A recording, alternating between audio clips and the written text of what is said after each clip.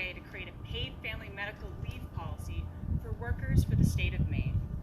This is an issue that is deeply personal to me as both a business owner and a young woman who hopes to one day start a family. So right before the pandemic completely turned our world upside down, I have this very vivid memory of walking to work. I had my headphones in, I was listening to the news, and there was a piece about the importance of paid family medical leave. And I felt this pang of sadness and fear as someone who is self-employed, realizing that's a benefit and a reality that I might never see. And I also knew that I wasn't alone and that this is a reality that is shared by most Mainers. As a business owner, this is absolutely a benefit that I want to offer to my employees. Having a statewide policy on paid family leave, just as we now have a statewide policy on earned paid leave, would be an equalizer for businesses across the state, helping us to attract more qualified workers to fill positions. This pandemic has shown us just how important it is to workers of all ages to have paid time off to take care of their families in times of need. We've all seen the headlines about parents, especially mothers, leaving the workforce in droves to take care of their children. And at the same time, we're seeing a growing sandwich generation, working adults who are caught between needing to take care of their young children as well as their aging parents. This bill that we've introduced today provides us with an opportunity to create a paid family and medical leave policy that's right for Maine, built from the ground up. And it's an issue that is vital to Maine workers and the future of our economy. And I am excited to be joined by my colleague, Senator Joe Rafferty, who will also be offering remarks. Senator Rafferty. Thank you, Senator Daughtry, and good luck moving this forward.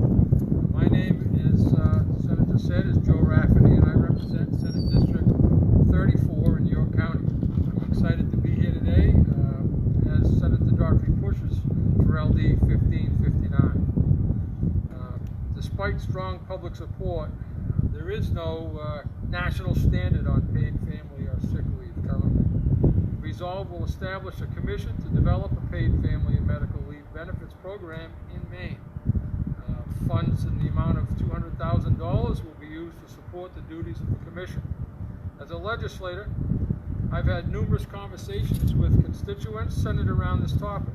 Typically, they come from young families seeking leave following the birth or adoption of a child, or folks of my own generation seeking elder care, or folks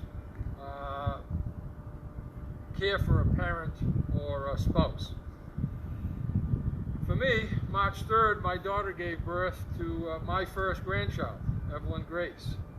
Fortunately, living in Rhode Island, she was granted 12 weeks of leave, giving her and Evelyn an opportunity to bond. I'm hoping that this program follows a path similar to that of the Federal Employee Family Leave Act of 2020, which grants federal employees 12 weeks of paid parental leave following the birth or placement of a child. Should this program eventually be enacted, Maine would follow the lead of Massachusetts, Connecticut, and as mentioned, Rhode Island, each having similar laws related to family leave currently. I think it's important to mention that this is also medical leave in addition to family leave. Bringing a new child into this world comes with a lot of adjustments, but this bill considers a wide variety of emergencies that Maine has experienced all the time. Having a serious emergency can bring a financial uncertainty that is felt every day by folks who do not have the ability to take time away from work if they have a serious injury or a chronic medical condition. Welcoming a new child, or have care for the health of the family. The numbers show overwhelmingly that Mainers are in favor of some form of paid family medical leave. It is only right that we follow the will of the people. I commend Senator Daughtry for her leadership in addressing this need, as well as her commitment to all Mainers. Thank you very much. Good luck.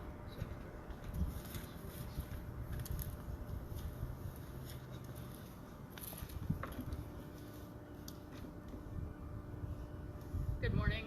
My name is Alicia. I am a Navy veteran of the Iraq War with a 60% service-connected disability rating and a single parent to 2 teenage boys. A few years ago, I found myself working for hourly wage for the first time in 15 years. I quickly realized I had forgotten about the privilege working for salary or having paid time off afforded me when it came to life happening, such as my own illness or that of my children. If I needed to miss work, even briefly to seek medical attention for myself and my children, my paycheck remained stable and I was not burdened with the additional stress of making ends meet. In 2017, my then 13-year-old Joe began to complain frequently about stomach aches and headaches. Both myself and his pediatrician thought it was a teenage phase, but over a period of 2 months, he had missed over 40 days of school and had to leave early many more days after being sick at school.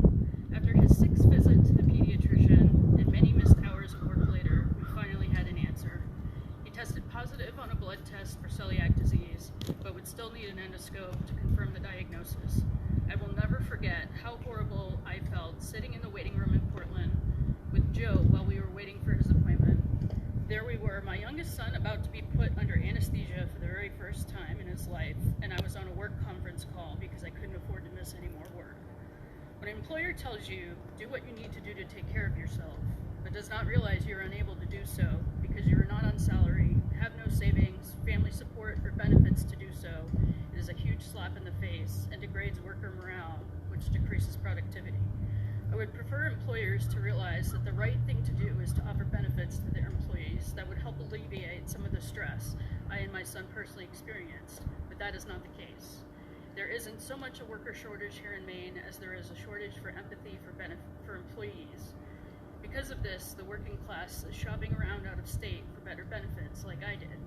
However, I fortunately did not have to leave Maine to work for an employer willing to back up what they say with what they do, because I am able to work remotely for an employer out of state. Providing paid family and medical leave to all hourly employees in Maine will slow down the trend of people having to relocate to have the benefits necessary to support our families. Thank you.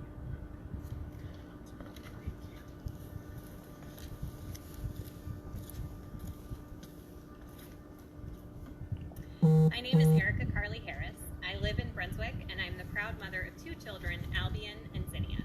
I'm also a wife, a sister, a daughter, and a very dedicated employee. I am in the lucky 14% of Americans who have access to paid family leave through their employer.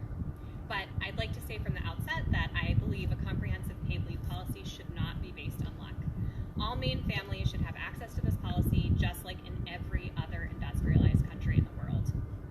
That's actually exactly what I said about 2 years ago in my testimony to the Labor and Housing Committee when I was 7 months pregnant with Albie. I spoke about how differently I was approaching my planned leave then, the second time around, since my employer had implemented a much more generous paid leave policy than when I gave birth to my daughter in 2016. At that very moment, I had no idea how crucial this policy was actually going to be to my own personal health. Just a few months later, I gave birth, and I suffered a rare and life-threatening complication that led to emergency surgery an hour after my son was placed in my arms. I lost over a liter of blood, which led to a level of exhaustion, combined with the struggles of newborn care and PTSD from the birth, that left me unable to do much of anything other than lie on my couch and attempt to breastfeed. I tried, and failed, to walk around my block about a week after Albie's birth. My midwives told me to expect 6 to 8 weeks to feel relatively normal, and in my case it was closer to 10 before I was able to get back to a regular activity level. 10 weeks to be normal. And I will tell you, there is absolutely no normal when you have a toddler and a newborn. Without the paid family and medical leave from my workplace, I would have been forced to face significant financial hardship or go back to work when it would have been against any medical advice to do so.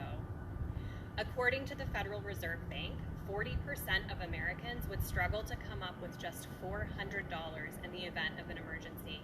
I can tell you from experience that having a baby costs well more than $400. You can expect a bill into the thousands of dollars just for routine pregnancy care.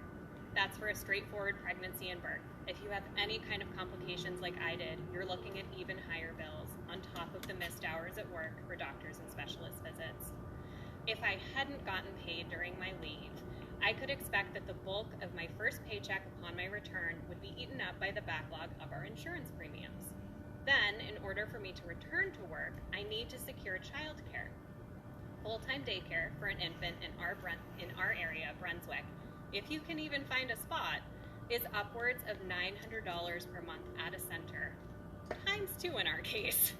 And all daycares require a deposit. This is on top of the day-to-day costs of feeding, diapering, car seats, and all the rest, and getting paid little, if anything, for upwards of 12 weeks.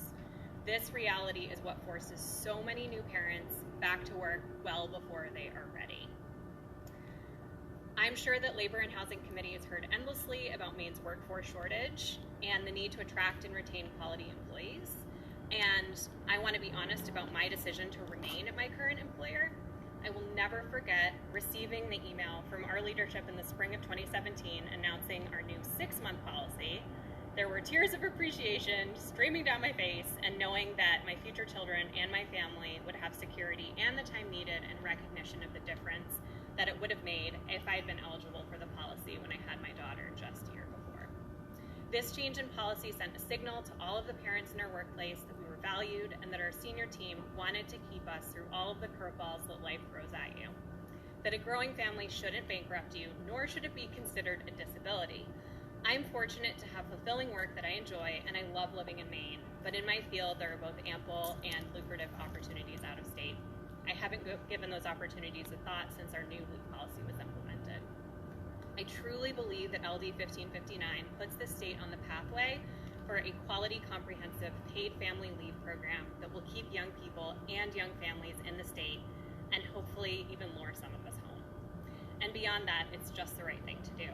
Thank you for being here today, and thank you, Senator Daughtry, my senator, for sponsoring this critical legislation.